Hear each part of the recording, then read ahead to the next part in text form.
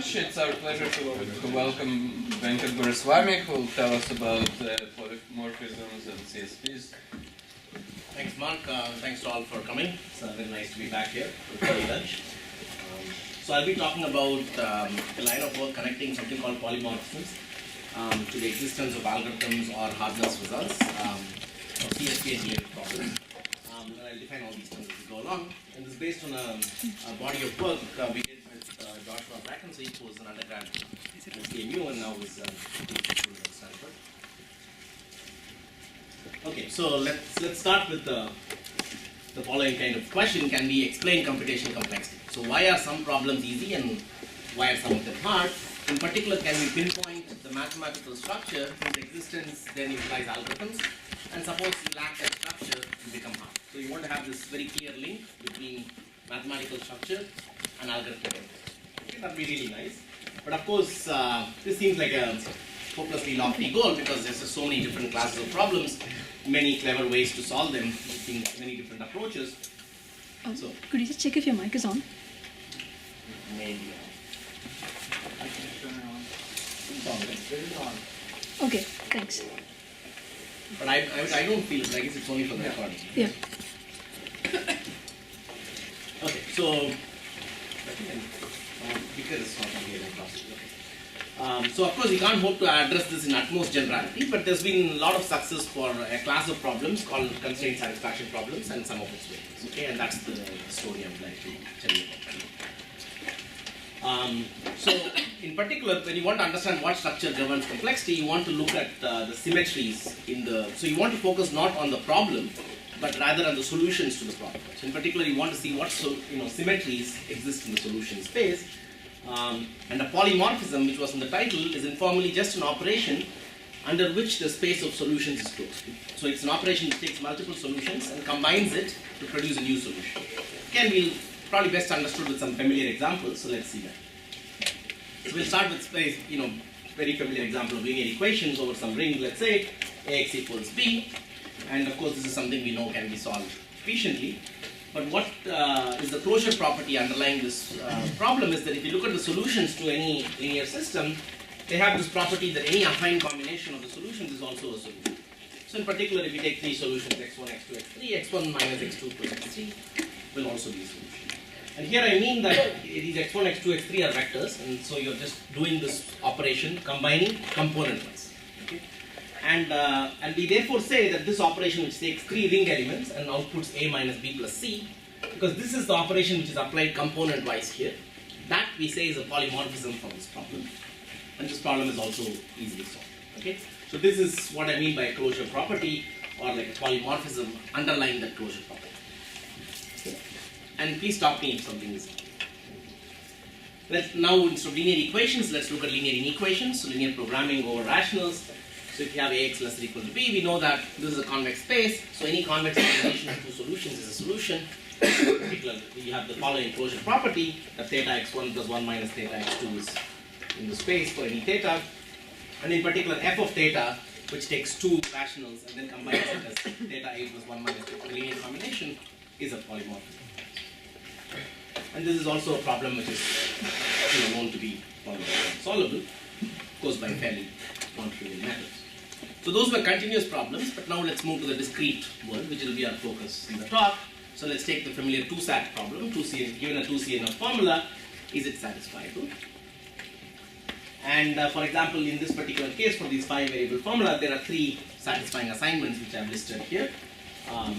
And so what you can do with these 3 is that you can take the component-wise majority of this, so apply the majority function to each column. So that gives you a new vector, and you can verify that that will also always be a satisfying assignment for 2-sat. So if you take any 3 satisfying assignments for 2-sat, or really any 2 CSP, the majority will satisfy that 2 CSP. And so the closure property is simply that they are closed under a majority, and the polymorphism is simply the 3-bit majority function. So majority of 3, which takes 3 bits and outputs the majority bit, is a polymorphism for 2-sat. And of course 2-sat is solvable by a couple of methods. You can do some local propagation, linear programming, and so on. Okay. So we have seen a few examples where there is some interesting closure property in the space of solutions, and that somehow miraculously seems to lead to algorithms. Okay. So is there some science we can say behind this? This is why algorithms are arising. Okay. So let's see the other side also, because we should see the hardness side as well. So let's look at 3-SAT. So which is an NP-hard problem, of course. But here, so as you can see, if I take 3 satisfying assignments and apply majority, okay, that's not a satisfying assignment. Okay, but that might just be majority. Maybe you can take 17 satisfying assignments and there's some crazy operation which results in that. So the answer is no. So there are no interesting polymorphisms for 3-SAT. Okay. And I'll define interesting in a second. And this is NP. Okay, so we have only seen a few examples, but the principle should be clear that somehow these polymorphisms are going to beget algorithms when non-trivial when polymorphisms exist, and somehow their lack should prescribe hardness. That's the philosophy we want to work towards. Okay, so polymorphisms are local operations, so they operate locally. For each variable, the polymorphism is applied locally just for that variable to combine multiple solutions and produce a new solution. And so this fantasy I said is in fact borne fruit for this class of constraint satisfaction problems, where we now know that polynomial time algorithms exist if and only if there are interesting polymorphisms. And I'll define CSPs and polymorphisms formally shortly. Okay. And what is really nice is that this is a remarkably precise link between existence of interesting mathematical structure and efficient solvability. And this is only at the level of polynomial time algorithms. You can zoom in further. The more structure of the polymorphism, you can put things in log space, NL, so people have done all those things as well. Okay, so let me tell you a little bit about this remarkable theorem, for which I need to, of course, first define what CSPs are. Again, something very familiar to all of you. So you have some n variables, which you take values. So n is the problem size. The domain over which the variables take values are considered fixed. Okay, typically 0, 1, but can be any fixed domain. And then you have a collection of constraints which restrict some tuples of those variables. Okay, for example, here you might have two kinds of constraints, P1 and P2. P1 has arity 2, P2 has arity 3. So you pick some pairs and triples and then constrain them by P1 and P2. So you get this giant conjunctive formula. And the question simply is there a way to assign values for the variables from the domain so that all these constraints are satisfied? And the problem is completely specified by what constraints I allow, or what predicates I allow you to impose. So it will be called by gamma the set P1, P2, which is the pair of predicates I allow, and that's called a template. And the CSP is completely specified by a template. Okay. So let's see that a little bit more formally in this slide. So let gamma be a finite set of predicates over this some domain, and CSP gamma is a C problem where the constraints are allowed to be drawn from the set gamma. So exactly what is the input, what is the instance of the CSP gamma? It's the conjunctive formula of this form, where these P1 to Pm, the number of constraints, are all supposed to belong to gamma.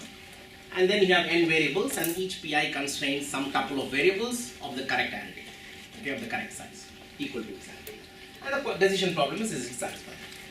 Of course, this captures a lot of familiar problems. So if you want to test if a graph is bipartite, your domain is 0, 1, and you have a single predicate which just checks that x is not equal to y. That of course corresponds to checking graph is bipartite. 3-SAT is domain is 0, 1, and you allow all the with 3 clauses. You can also capture graph connectivity by allowing predicates which allow you to set the source to 0 and sync to 1, and then have implications. So this will, I guess, check non-connectivity, something that's satisfiable. And you can also check, to give an example from a non-Boolean domain, if the domain is 1 to 2k, and then you have the predicate which is not equal, instead of 2 coloring, you get k coloring. So you can capture whether a graph is k colorable. Finite means size independent of n? Finite means size independent of n. Yeah, I guess fixed is probably maybe a better adjective. So D is considered fixed. And gamma is a fixed set of functions. And a couple of other examples of CSPs which are very important in approximation and PCPs are label cover, which is basically big domain, but then all the predicates are arity 2 predicates, but they are basically functions. So if you think, you can also, instead of predicates, think of these as relations equivalently. If all the relations are functions, you get label cover, and if those functions are further bijections, you get unique games. So just to, it's not important for the talk what these problems are, but just throwing some familiar figures over there to just say that this captures a lot of problems we can. Okay, so that's what a CSP is. And what's a polymorphism? Okay, so to define a polymorphism is defined with respect to a relation or a predicate. So let P be a predicate of arity K over domain D. What is a polymorphism? Suppose you have an arity M function on the domain D. So maps M tuples from D to D. It's said to be a polymorphism for P. The following natural thing happens. If I list M tuples which satisfy P as rows, and I apply this function f column wise, I'm going to get a new tuple, new k tuple, because each of these is arity of P is k. That k tuple should also satisfy. So regardless of which M tuples I take from P, applying f should give me a tuple which also satisfies. That's the definition. And we'll give, so basically, colloquially it combines, this is really the closure operation. So when applying this to each variable independently, it combines M solutions to P to give you a new solution to P. Okay, and we'll denote the set of all those functions to be polymorphism, pol of P. And in general, you might have multiple predicates, and in which case you want the polymorphism to preserve membership in all your predicates. So you'll just intersect pol Pi for all of these things. So it's pretty clear that any function in this pol gamma, if you take M solutions to a CSP gamma instance, and I apply f to each variable independently, you'll get a new solution, and that will also be a satisfying assignment because locally you preserve membership in that predicate. Okay. Good. That's a definition, but you might wonder why should any polymorphism exist?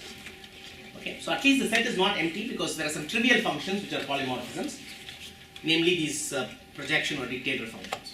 So you can take an arity M function, but which basically ignores all but the ith coordinate.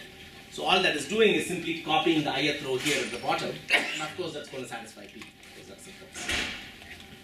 So trivial polymorphisms are dictator things. These are uninteresting. So roughly interesting polymorphisms should not do that. They should combine and not just copy. Okay. Okay. So again, this is the same thing as before. I want to give some examples of polymorphisms. So polymorphism is basically the same thing. If you line up rows of a matrix to belong to P and apply f column wise, you should get a new row belonging to P. Okay, I've just written that here. So for 2SAT, the predicate is, let's say, x or y. Majority is a polymorphism. We already said that. So one more example. Suppose the predicate is parity, x parity, y parity, z. What would a polymorphism be? Well, there are many polymorphisms in this case, but let's take an arity 5 polymorphism. So I'm going to line up 5 rows. So what can I do to produce a new row that satisfies this? Yeah, I guess you can XOR, right? So if f is the arity 5 XOR function, that will again produce new things. Okay. And that's just because each row has an odd number of ones, and there are an odd number of rows, so the total number of things is odd. Play column wise. Okay. Okay, one more example. 1 in 3 SAT. So. Do you need a function for every pair, or No, so this is just a fixed thing. It's a polymorphism of. I'm just defining what a polymorphism of a particular arity is. Yeah, we'll come to what arity and so on. For now, but it's just some concrete functions. And in this case, of course, instead of parity of 5, you can take parity of 7, parity of 9, any odd parity. Likewise, for 2SAT, you can take any odd majority. Okay. So 1 in 3 SAT is, yeah, you have 3 SAT, but you want exactly 1 out of the 3 variables to be true. So that's the problem. So what might be a polymorphism?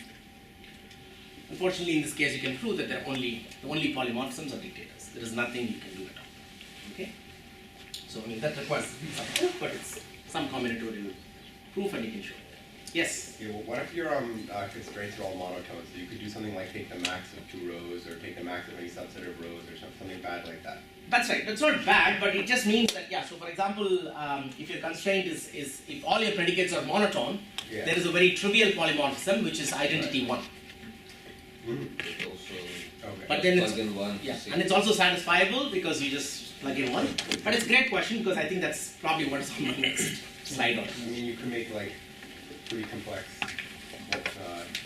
really complex polymorphisms, right? Like you know, or you can make a lot of them. Like take Right, one, but you- take yeah. maximum, like Yeah. take the max of Yes. for these columns, take the max of this Yes. and whatever. Okay. Yeah, but it's an easy problem, so it's consistent. Yeah, it has an abundance of polymorphisms, so it is a particularly easy problem.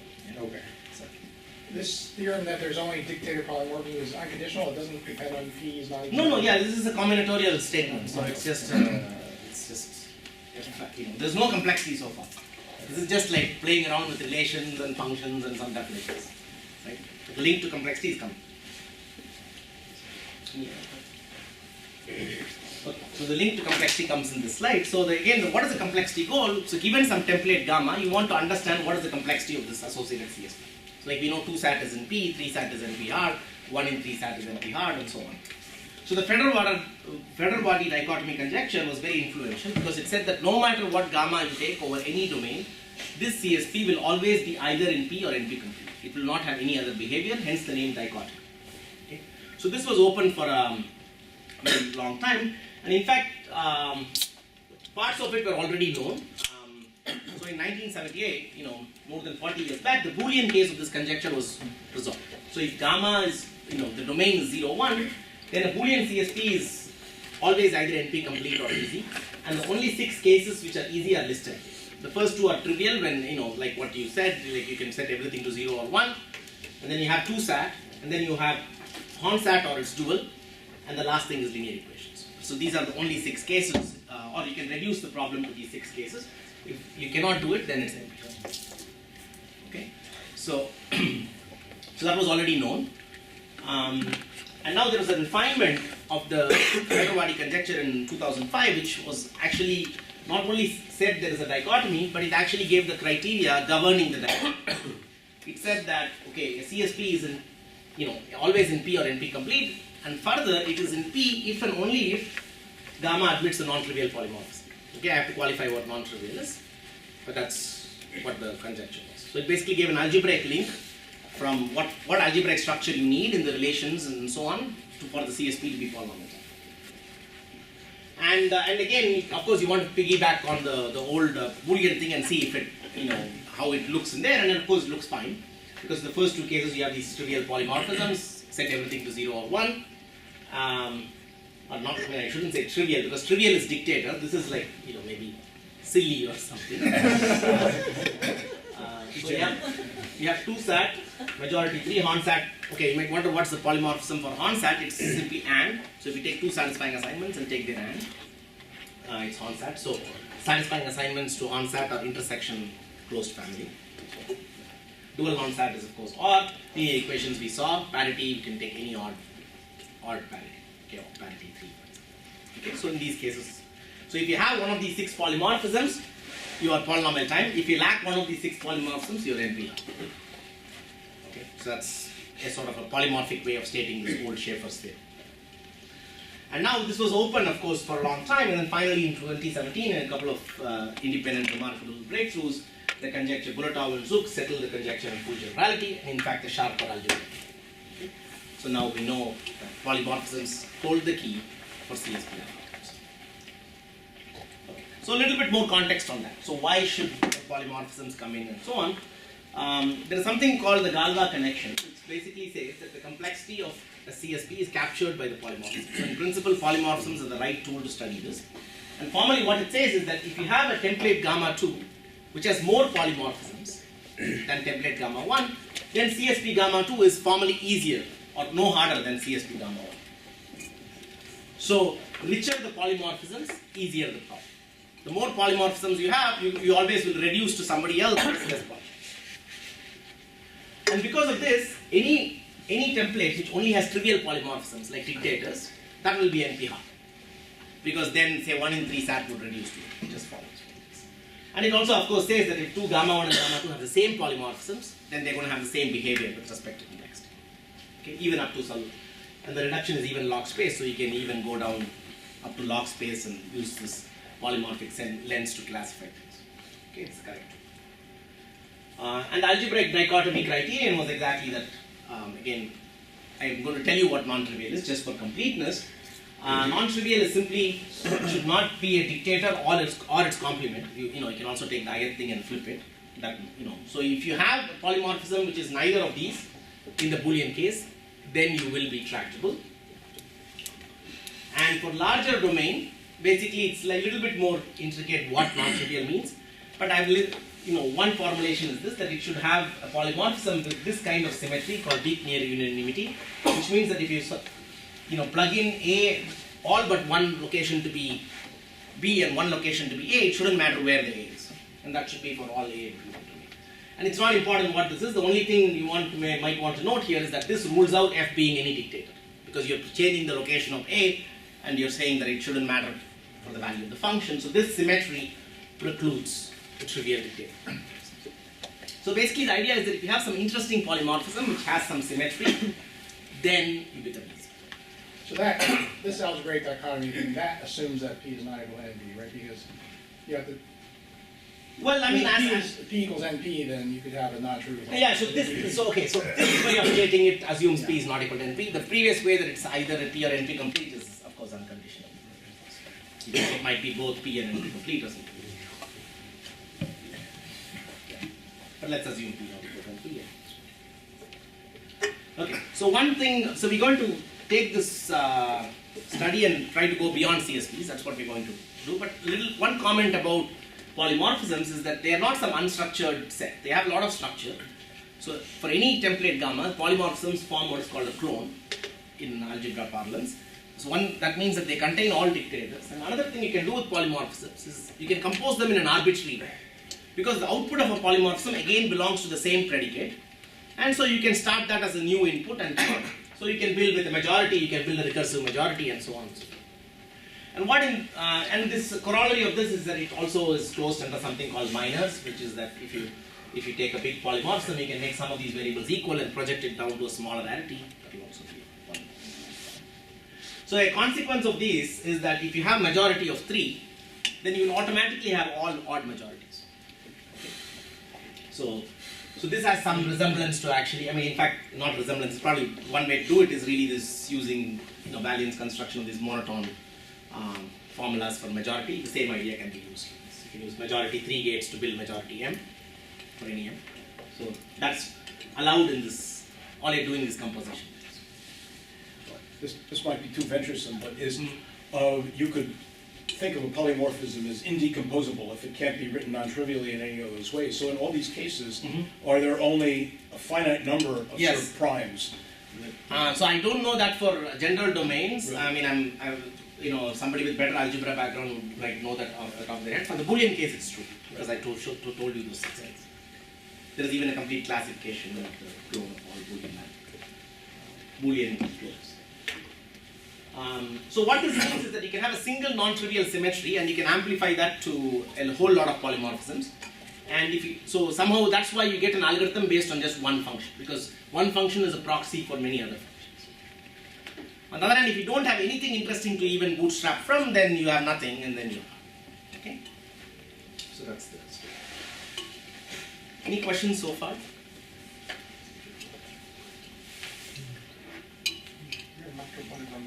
Oh. You'll still record, right? Any questions so far? So now we'll move towards like the new, what we go from here. So I've talked about CSP decision, but the polymorphic framework actually captures many different variants of CSPs. For example, you can, the first two things I talked about, but you can also talk about the optimization version. You might want to satisfy the maximum number of constraints possible. You might want to count the number of solutions. You might want to approximate the number of satisfied solutions. You might also want to say, oh, my CSP is not polynomial time, but I want the best exponential time algorithm. And all these things have polymorphic connections. Okay? And the last two things are in blue roughly because these two things still have many open things. The first 4 are pretty much set. Okay. But our agenda goes, goes in a slightly different direction. Here is that can we go even beyond these CSPs to some extent and say, for these class of problems you have interesting polymorphisms, so it gave you some interesting algorithms, and what can you say of this? And in this vein, so in this regard we're going to develop the study of things called promised CSPs as an instance of this general principle. And in doing so, we also revealed some interesting connections to fast exponential algorithms, also optimization and so on. So I started with some examples in LP and so on. So we'll come back to that to see that you also get some interesting things in optimization courtesies. Okay.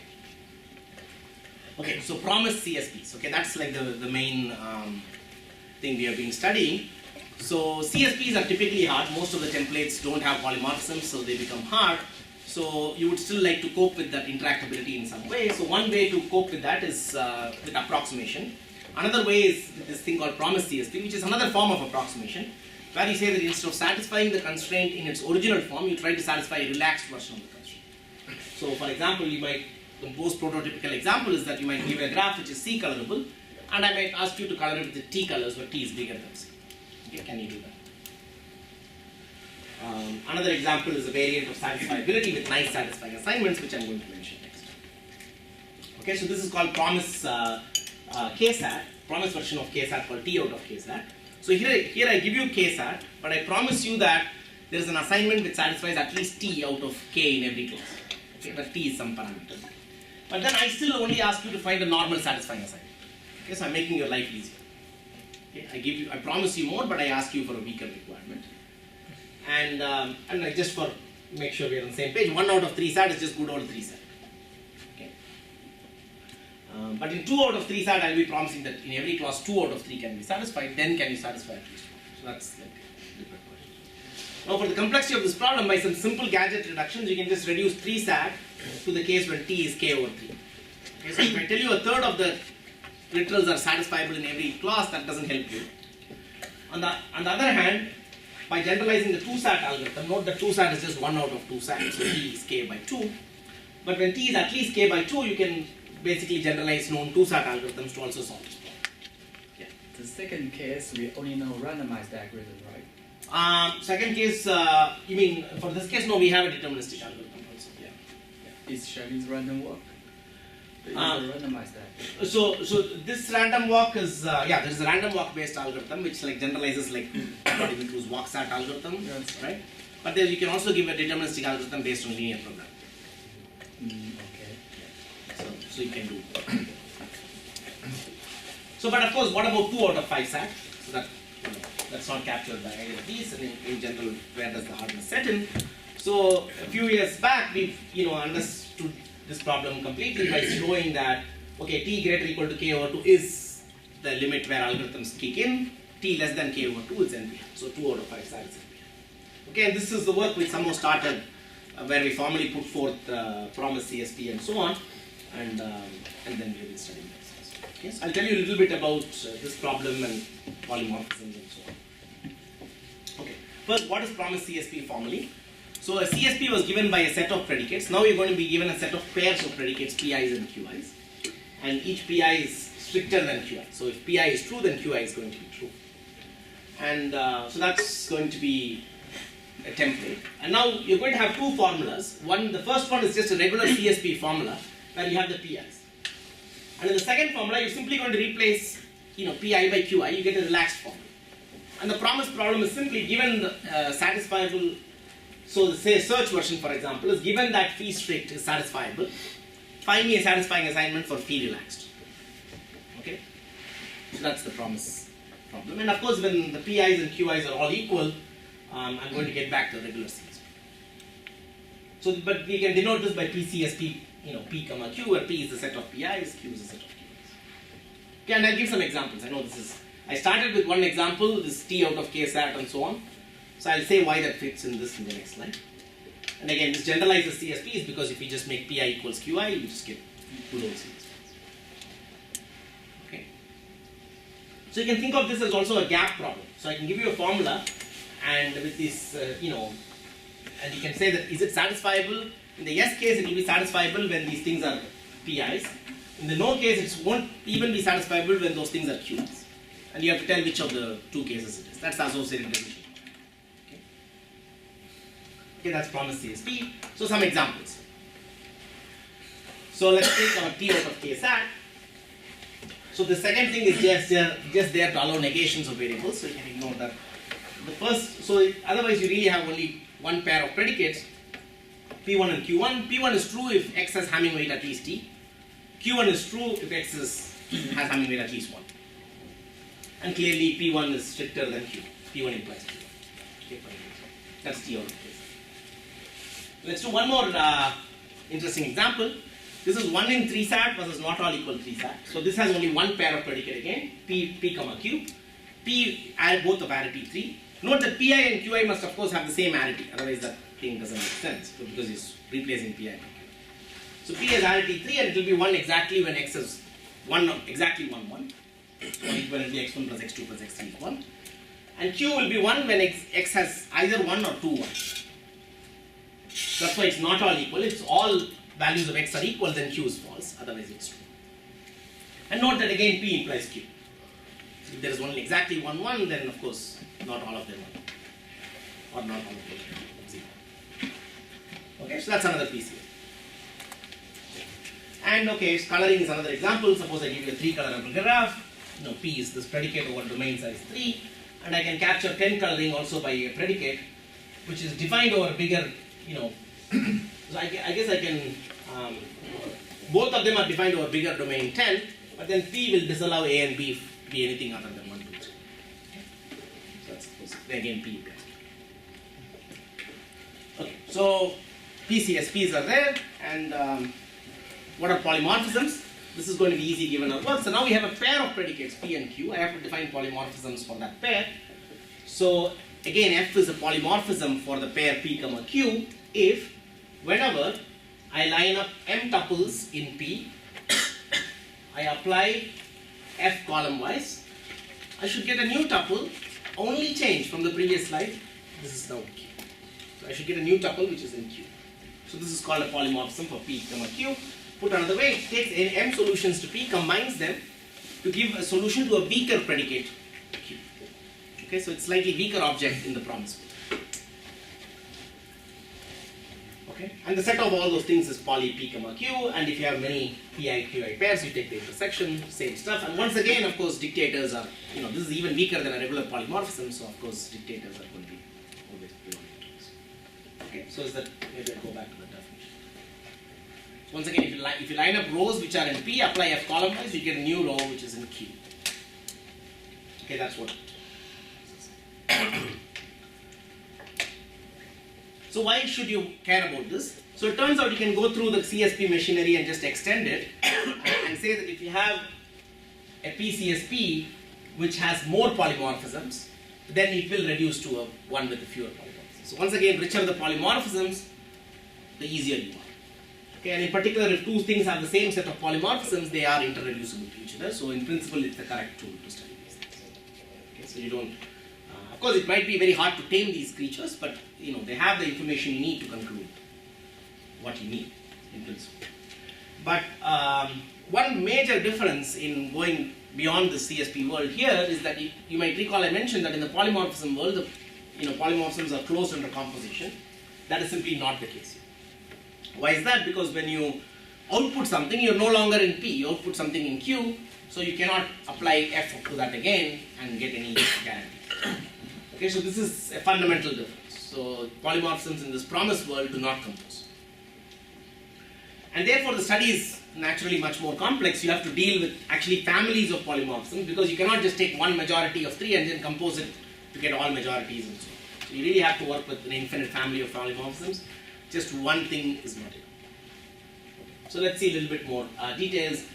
So I said T out of K sat is polynomial time and T is at least K by 2. So by this whole philosophy we have, it must have some interesting polymorphisms. So what are the polymorphisms? So it turns out all odd majorities are polymorphisms.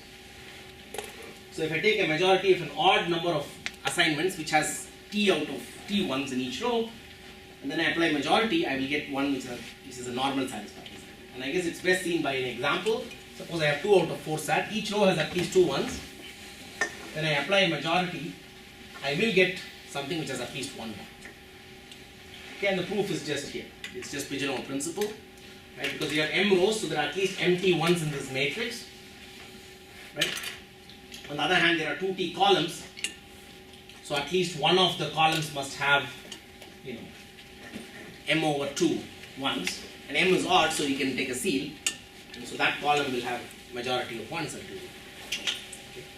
So the nice thing, therefore, for much like 2SAT, it has the same property as 2SAT. All odd majorities are polymorphisms for T out of 2SAT, 2T-SAT. Okay, that seems to govern that. Okay, so let's just record that as easy.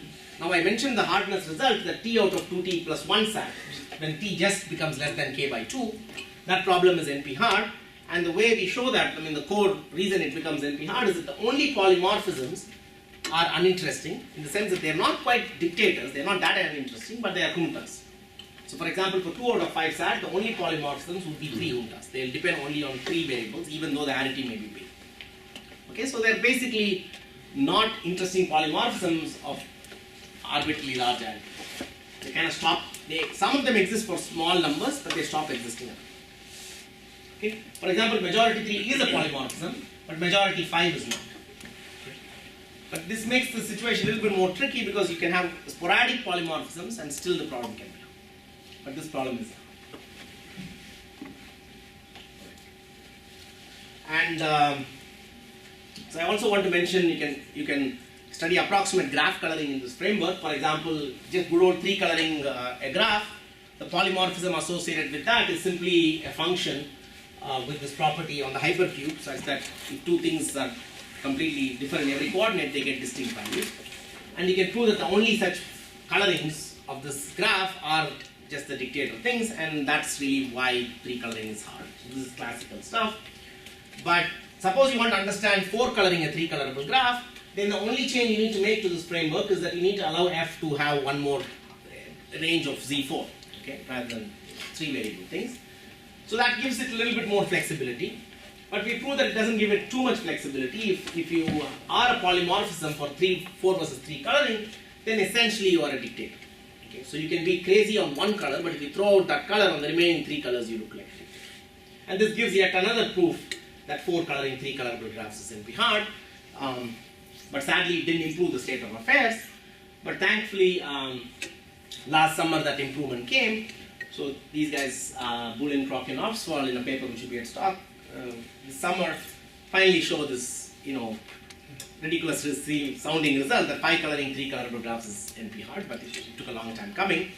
And the reason I just mentioned this is that they give a reduction for this from a known NP hardness for a hypergraph coloring problem. It's not important what it is, but the only thing I want to mention is that it's completely proved in this polymorphic framework. So you basically say that this problem which you want to show to be hard, in some sense has fewer polymorphisms than some other problem which is already known to be hard. And therefore this is hard, and at least today it doesn't seem like you would have discovered this thing without this reduction, without this polymorphic paper. Okay, somehow it really has some operational utility. And they refine our Galois connection and have some very many interesting ideas in this paper to get. I mean they do a lot of theory building, and this is one corollary of some of the theory they put. Just one advertisement of something which is happening. Okay. So again, the story with promised CSPs and polymorphisms is this picture that if you have very limited polymorphisms, then you are hard. For example, for T out of K SAT for T less than K by 2, the only polymorphisms are juntas, so you become hard. And if you have rich enough polymorphisms, for example, for T out of 2T SAT, you had all majorities, odd majorities, then you become efficient. But the tricky thing here is that this red and blue don't quite interlock properly, right? So there is a very unclear dividing line at this point between what is limited and what is rich enough. And we don't even have conjectured criteria of what the boundary is, and maybe there is no such boundary. Even that is possible if there is no dichotomy. Okay? But somehow what we really need is somehow more instances of this phenomenon, where you have interesting polymorphisms, you get algorithms, and also tools to take structure, lack of polymorphisms to convert it to hardness.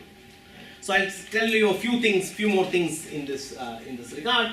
So what we can do in the PCSP world to show a dichotomy in a special case is that consider the case when the PIs and QIs are all symmetric.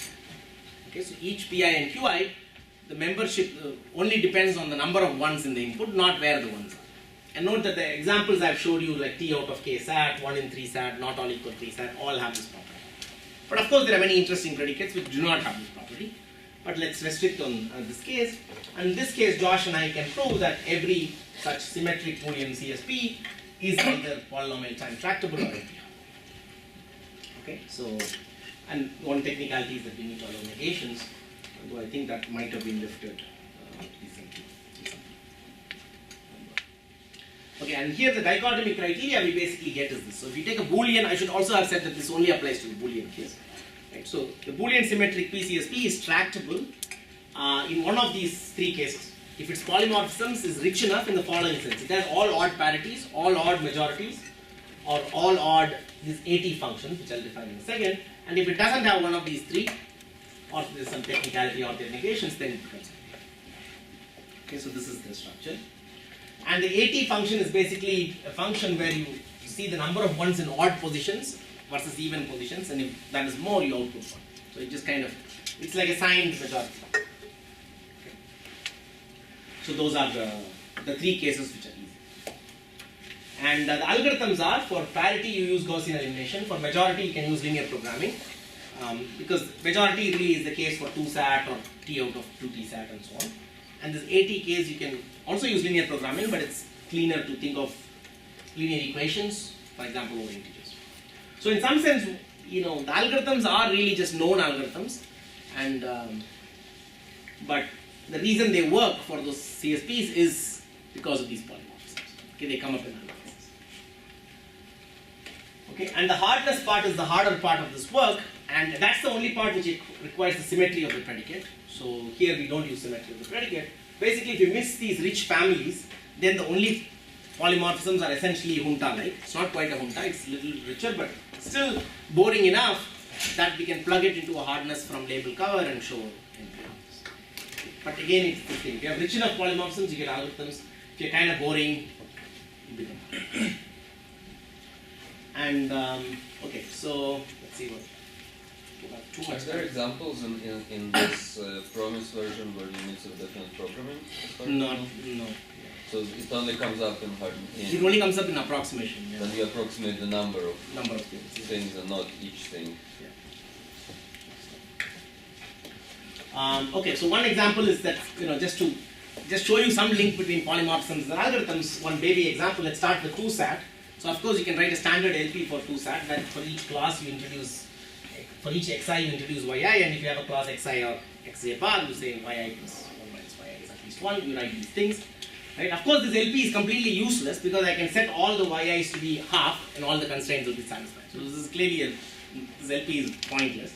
But let's run with it and assume that somehow we are not going to get any yi to be 1/2. Okay, let's run with this assumption.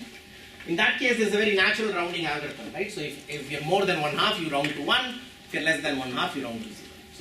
So if your LP solution avoids 1/2, then that would solve the 2SAT problem. So how can you think about this in a polymorphic way with majority and so on? Again, I'm ignoring this issue of yi is half, we'll return to it. The way to think about this is that you can write y1 and y2, which is sort of the marginals for this particular thing, as some linear combination of those satisfying assignments. And really what you can do is you can think of the rounding of y1 and y2. You can line up enough copies of the satisfying assignment of the class, and you can think of what the rounding does as applying majority function column-wise. And since each of these rows satisfies the class, and the majority is a polymorphism, the output will also be a polymorphism. Okay. And that what I've said here is also pretty clear, right? Because if y1 is just, if you take a huge number of copies, y1 is just the marginal. So if you take a huge number of copies, the number of ones here will roughly be m times y1. So when you round when y1 is less than 1/2, you're just basically, when you round to 1 when y1 is more than 1/2, you have to apply majority. Okay? So you can really think of majority as, in the 2SAT case it was easy to just see that it works because of the class, but the only thing you need is that majority is a polymorphism for analysis. Okay? So let me go back to this one example. I said 1 out of 3 SAT versus not all equal 3 SAT. Turns out this has this AT polymorphism. You can check that. But actually this case is interesting because it is an algorithm and you might wonder what this algorithm is. So here is the cute algorithm. So you have 1 in 3 SAT things, so I can write down equations in the form xi plus xj plus xk is 1 whenever I have a class. Okay, I write these things. If I solve this over 0, 1, I've solved the problem, but of course I cannot do that. But instead, let me solve this over integers. Okay, let me solve this linear system over the integers, and then let me do sign round. So if I get a positive value, I'll round to 1. If I get a non-positive value, I'll round to 0. And you can easily check that not all 3 can be positive and add up to 1. Not all 3 can be non-positive and add up to 1.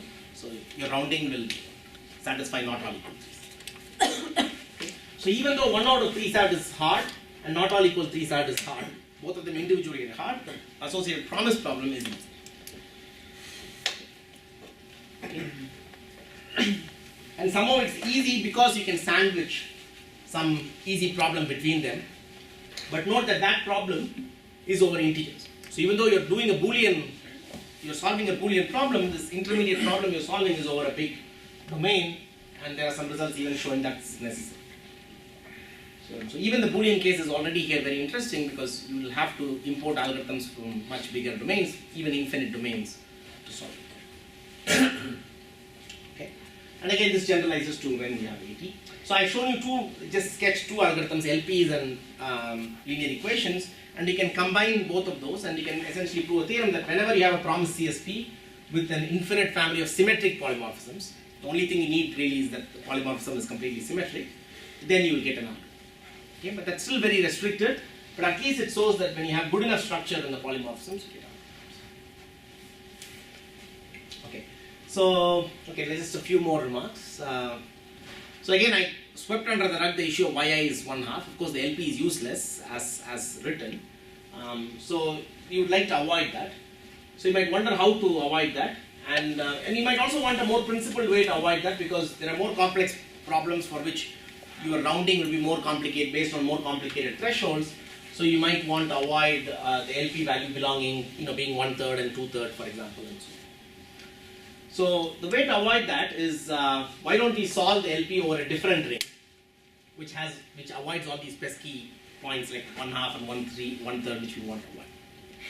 So one option would be to, of course, solve it over integers, right? Then we won't have to deal with any fractional values, but of course that's NP hard.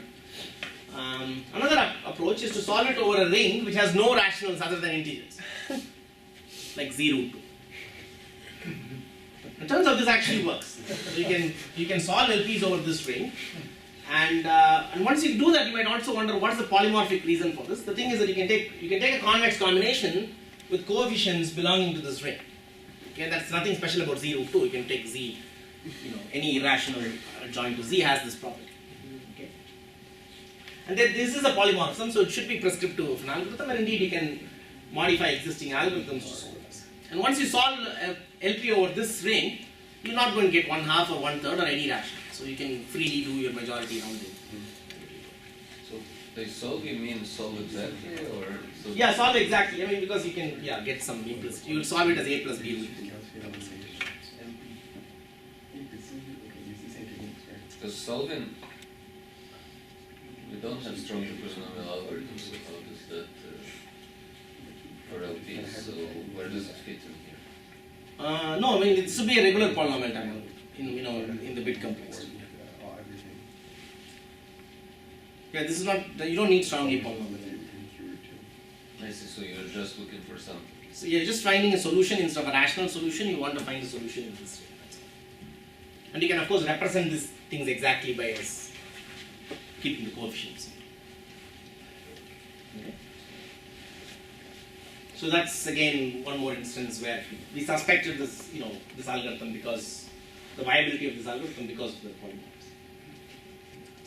Okay, so that's the formal theorem is that if you have an LP which is actually feasible over Z, then we can find a solution in this bigger ring, and that will be enough. Okay, so now let's get a little bit more ambitious. Okay, we avoided 1/2. Can we avoid maybe the middle 1/3 of the intervals in an LP? Okay, that'll be nice, right? So, but that's too much because if you did this, you would solve 3-SAT. Because for 3-SAT, you can write an associated LP. Again, x1 plus x2 plus x3 is at least one type constraints. And if you avoid, if all numbers are less than 1/3 or more than 2/3, then you can round it trivially, and that will solve 3-SAT. So you can't do this. But then one can ask the following question. So if you really want a 0-1 solution, not only don't we know how to solve it in polynomial time, the best algorithm really we know is to brute force and get 2 to the for general integer linear programs. And indeed the strong set, strong ETH, basically says that, implies that you cannot improve the runtime to say 1.99. Okay? So you might disbelieve the set, but at least that's what, if you're trying to improve this, you're basically trying to disprove it. So now you can ask something, maybe a little bit milder, so you can't give polynomial time, but can you avoid the middle 1/3 of the interval in sub-exponential time? Okay, that seems like a reasonable thing to shoot for. Okay. So, and surprisingly this question wasn't, and note that will strictly generalize 3-sat and so on, but this question in this form was not asked before. And our answer is yes. So in a result which we presented talk this year, we show that if you want to avoid, say, the endpoints, if you want a solution within gamma of the 2 endpoints, you can do that in time 2 minus 2 gamma to the n for an integer linear program. And the nice thing is that this smoothly interpolates between integer and 0-1 programs and LPs. Right? Because if you take gamma to be 0, then you really want the endpoints, then you take 2 to the n time. If gamma is 1/2, you are allowing the entire interval, so you get polynomial. And in between it scales in this fashion. So is the algorithm still Schelling's random walk? It's a generalization of Schelling's random. Yes, okay. But it's a substantial generalization. I mean, it's the same blueprint, but you need more work on it.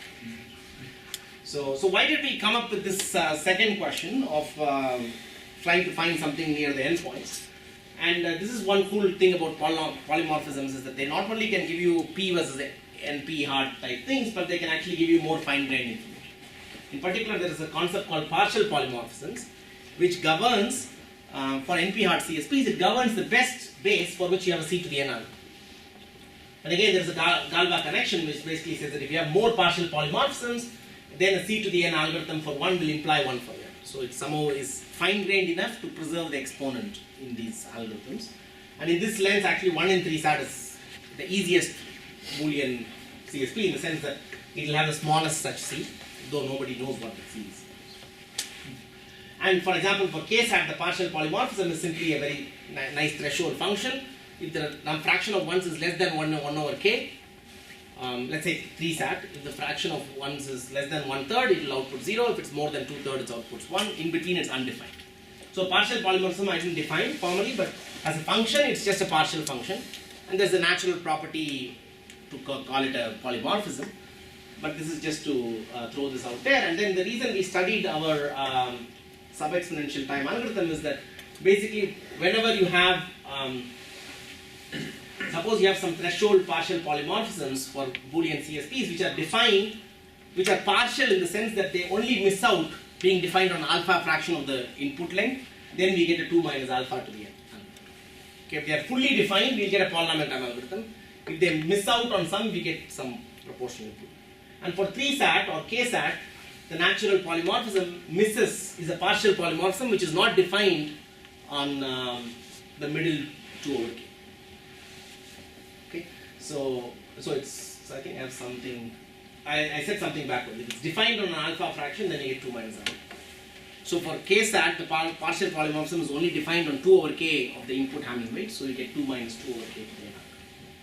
And that's exactly the runtime of Schelling's algorithm, and indeed our algorithm just generalizes. Okay.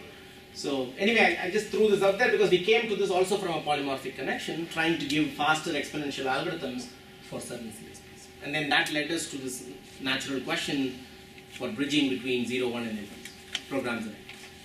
Is there a direct way to see that there is a hint, a sublinear hint that would allow someone to recover a solution in polytime? Not that I know of. Yeah. Like a compression kind of thing? Yeah. No, I don't know of such algorithms for 3-sat.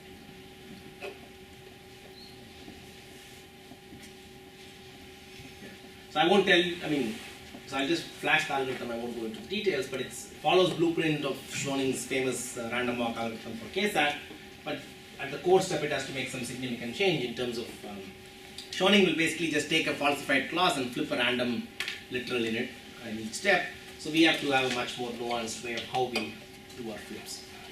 And that's okay, so I think that brings me pretty much to the end of the talk. So the promised CSP, we have instances of this phenomena that rich enough polymorphisms give algorithms, and if they're boring or limited, they give hardness. But there's lots of questions and challenges still left, because one thing is that these, in this promised world, they don't compose, so you need to develop a composition-free theory. We need more examples of both of these phenomena and to get some hint of what the dividing line might be. Right now, we don't have a good conjecture criteria. And there are many open problems. There are very concrete questions. So for example, here is a problem which is open, so I can give you a graph which has a homomorphism to C7, so 7th cycle, any 3 color it. So this, it's a very natural PCSP, we don't know the complexity. And there are so very concrete questions like that in graph coloring, hypergraph coloring, and satisfiability and so on. But there's also a lot of questions in theory building. How do you build a theory of polymorphisms in this world when you cannot do free composition? Okay, so again, polymorphisms are these closure operations for the solution space, and when there are interesting ways you can do that, you seem to get algorithms in many settings. And this is fully established for CSPs and many variants of CSPs, satisfiability, counting, fixed parameter tractability, optimization, and so on. And there is a sort of an emerging theory for promised CSPs, though there is a lot more work to be done. And one reason I really like this aspect is that, for example, this 5 coloring versus 3 coloring hardness result, it's really a beautiful blend of, there's a lot of deep machinery in the universal algebra world of CSPs, and a lot of deep machinery, of course, in the PCP theory. And it seems to call for some blend of these to make progress, at least on the hardness side. And on the algorithmic side, of course, it's always interesting to see what more new algorithms we can discover with this polymorphisms. Okay, and also the thing is that these forays are not, even if CSPs are a little bit boring and so on, they seem to have broader connections because the algorithms do borrow in from convex optimization and so on. So there are very nice connections there, and also fine-grained complexity also pops in nicely. Okay, so I think